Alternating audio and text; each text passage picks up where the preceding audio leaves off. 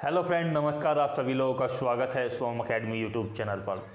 दोस्तों, जो लोग शिक्षक भर्ती की तैयारी कर रहे हैं उन लोगों के लिए एक बेहतर न्यूज़ है।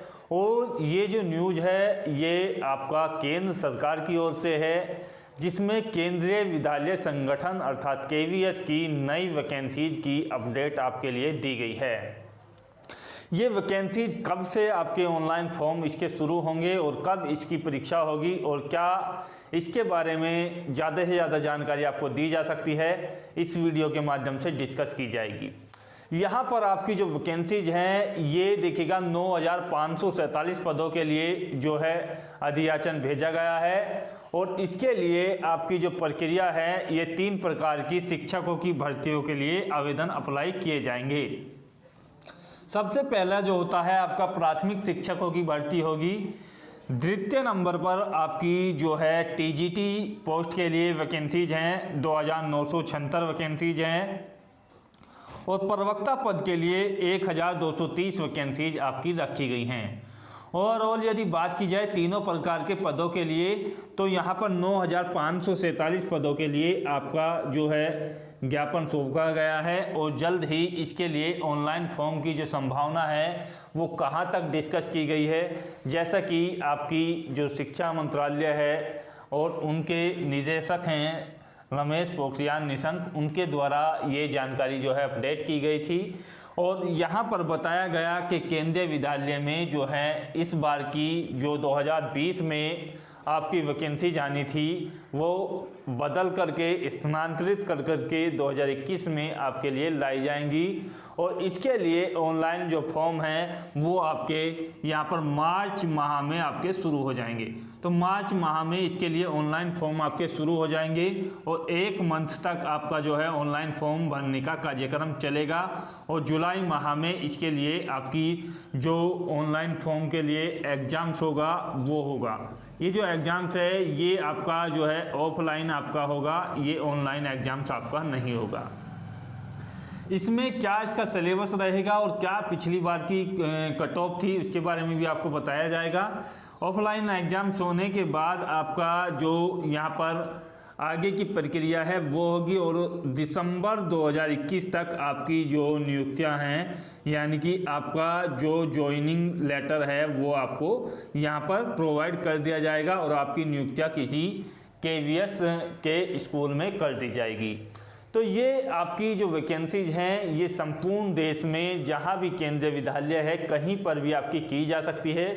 किसी राज्य विशेष के लिए अलग से आपकी वैकेंसी नहीं है। और ये जो वैकेंसीज हैं ये सभी के लिए समान रूप से योग्यता रखती हैं। इसमें किसी स्टेट वाइज आपकी कट ऑफ नहीं बनती है। संपूर्ण देश के कैंडिडेट्स की कट ऑफ जो है आपकी सही क्रम में बनती है। बात करें इसकी क्वालिफ़िकेशन के बारे में तो क्वालिफ़िकेशन के संबंध में आपकी तीनों प्रकार की जो जॉब्स हैं उनके लिए अलग अलग क्वालिफ़िकेशंस है।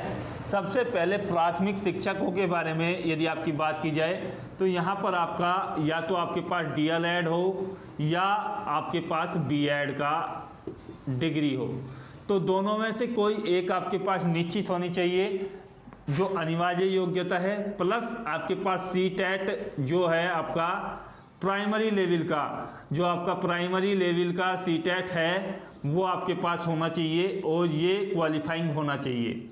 इसकी वैधता जो फिलहाल की कंडीशन में है वो 7 साल तक की है, यानी कि आप समझ सकते हो कि 2014 के बाद का आपका सीटेट होना चाहिए और इससे पहले वाला सीटेट फिलहाल की कंडीशन में अलाउ नहीं किया जाएगा।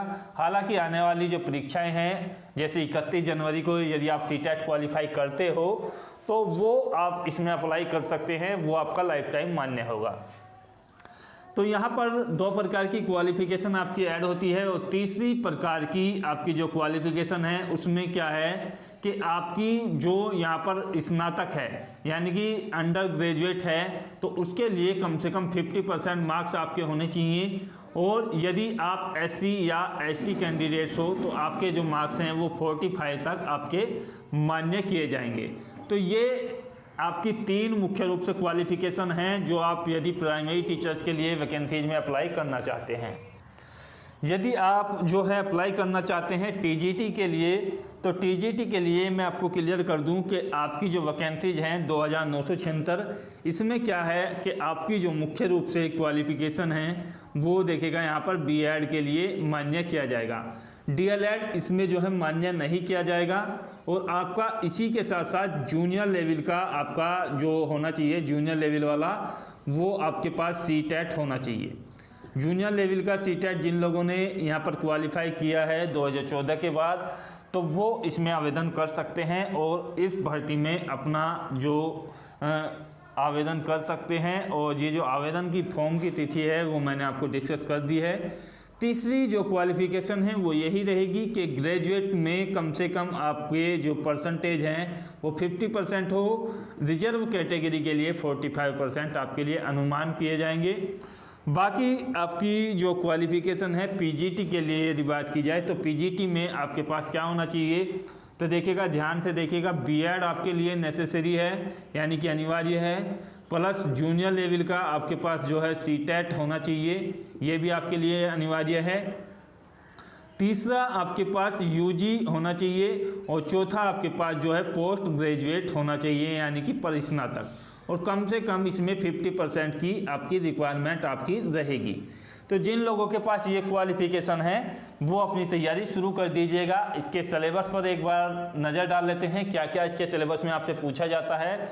तो यहाँ पर देखिएगा, कुल मिलाकर 150 क्वेश्चंस आपसे पूछे जाते हैं और 150 मार्क्स के आपके एग्जाम्स होते हैं और 150 मिनट का आपको जो है टाइम दिया जाता है। तो यहाँ पर आपको ध्यान रखना होगा कि ज़्यादा टाइम्स आपके पास नहीं है। 150 क्वेश्चंस के लिए आपके पास केवल 150 मिनट का टाइम है। इसमें कौन कौन से क्वेश्चंस होते हैं, यहाँ पर सामान्य ज्ञान और करंट अफेयर्स के केवल 10 क्वेश्चन पूछे जाएंगे। 10 अंकों के आपके होंगे। 10 मार्क्स का आपका पूछा जाएगा वो है रीजनिंग वाला पार्ट, और ये भी 10 क्वेश्चंस आपसे पूछे जाएंगे। कंप्यूटर की यदि बात की जाए तो कंप्यूटर से भी आपके जो है 10 क्वेश्चंस आते हैं और यहाँ पर हिंदी के भी आपसे जो है 10 क्वेश्चंस पूछे जाएंगे। इंग्लिश लैंग्वेज के भी आपसे जो है यहाँ पर 10 क्वेश्चंस पूछे जाएंगे। बात की जाए तो पेडागोगी से यहाँ पर क्वेश्चंस आएंगे, जो आपकी चाइल्ड डेवलपमेंट से संबंधित पेडागोगी होती है, किस प्रकार से बच्चे को जो है हैंडल करना होता है या शिक्षक के लिए कौन से अनुदेश होते हैं, उससे संबंधित क्वेश्चंस पूछे जाते हैं। तो इसको आप सीडीपी के तौर पर भी ले सकते हैं, बिल्कुल वही क्वेश्चंस होते हैं और 20 क्वेश्चंस यहाँ से पूछे जाते हैं। ओवरऑल यदि बात की जाए तो 70 क्वेश्चंस आपके इस प्रकार से आते हैं। बाकी जो आपके सब्जेक्ट होता है उससे संबंधित आपके यहाँ पर 80 क्वेश्चंस आते हैं और ओवरऑल यदि बात की जाए तो यहाँ पर 150 क्वेश्चंस आपसे पूछे जाएंगे। 150 मार्क्स के आपसे होंगे और 150 मिनट आपको इस पेपर को सॉल्व करने के लिए दिया जाएगा। अब यहाँ पर आपने सिलेबस डिस्कस कर लिया है, तो उसके बाद चलते हैं प्रीवियस ईयर्स की कट ऑफ के बारे में। तो प्रीवियस ईयर्स में आपकी जो है तीनों प्रकार की जो है कट ऑफ वो अलग ही बनेगी, चाहे आपका प्राथमिक स्तर हो या आपका टीजीटी हो या आपका पीजीटी हो। तो यहाँ पर जनरल और ओबीसी और एससी और एसटी कैंडिडेट्स के लिए कट ऑफ थी। तो ये किस प्रकार से रही थी इसके बारे में देख लेते हैं। और यहाँ पर यदि बात की जाए कि जनरल ओबीसी या एससी या एसटी कैंडिडेट्स के लिए जो कट ऑफ बनी थी प्राथमिक स्तर पर, वो कहाँ तक गई थी, तो ये जो कट ऑफ थी 95 से प्लस में गई थी जनरल कैंडिडेट्स के लिए, यानी कि 150 में से आपके 95 प्लस मार्क्स थे तो आपका सिलेक्शन हुआ था।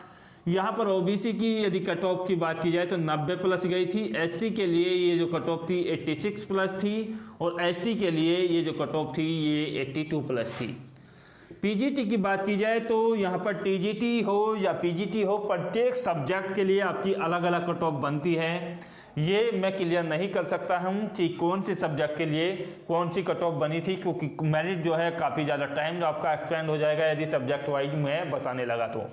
लेकिन एक बात आप क्लियर कर लीजिएगा, ये जो आपकी कट ऑफ थी 85 से लेकर 110 मार्क्स तक आपकी गई थी किसी सब्जेक्ट की। जैसे आपके कॉमन सब्जेक्ट हैं हिंदी, इंग्लिश, गणित या आपका फिजिक्स, केमिस्ट्री वगैरह जो भी सब्जेक्ट्स हैं, उसकी जो कट ऑफ थी लगभग 100 के आसपास ही आपकी रही थी। ओबीसी की ये जो कट ऑफ थी ये देखिएगा यहाँ पर 85 से 105 तक आपकी गई थी। तो डिफरेंट सब्जेक्ट के लिए आपकी डिफरेंट कट ऑफ थी, ये मान करके चलिएगा लगभग 100 के आसपास आपकी कट ऑफ यहाँ पर बनी थी। यदि बात की जाए पीजीटी की कट ऑफ के बारे में, तो ये कट ऑफ भी आपकी देखिएगा 100 प्लस गई थी और ओबीसी के लिए भी ये कट ऑफ जो थी 100 प्लस ही बनी थी। एससी के लिए 90 प्लस थी और एसटी के लिए भी इतनी ही बनी थी। प्रत्येक सब्जेक्ट के लिए आपकी अलग अलग कट ऑफ थी। आशा करता हूँ वीडियो बेहतर लगा होगा। मिलते हैं अगले वीडियो में। धन्यवाद। जय भारत।